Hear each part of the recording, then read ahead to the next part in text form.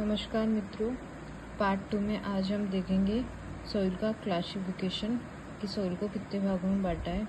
तो सॉइल को 2 भागों में बांटा है, पेडोलॉजी और इडेफोलॉजी। पेडोलॉजी जो कि ग्रीक वर्ड है, इसका मतलब होता है पेडोन का मतलब होता है सॉइल और लोगोस का मतलब होता है स्टडी।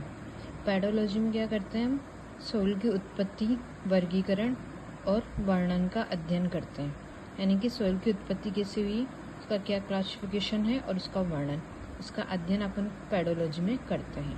और ये कॉन्सेप्ट दिया था अपने वीवी डोकुचेव ने।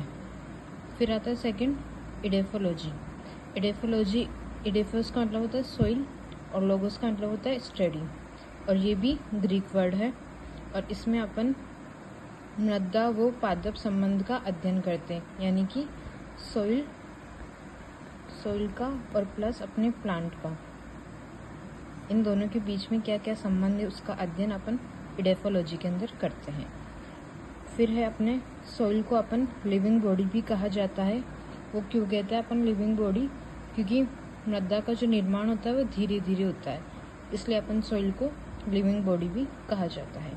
फिर आता है अपना पैडोन।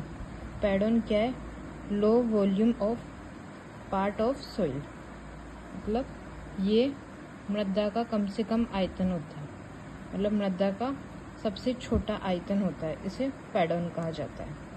फिर होता है पैड, यानी कि प्राकृतिक कर्णपुंज होते हैं। पैड क्या होते हैं, प्राकृतिक कर्णपुंज होते हैं, और क्लाउड होते हैं, कृत्रिम कर्णपुंज होते हैं। अब अपन देखेंगे अपना बाकी वाला नेक्स्ट पार्ट में, जो कि आएगा पार्ट 3 के अंदर। धन्यवाद।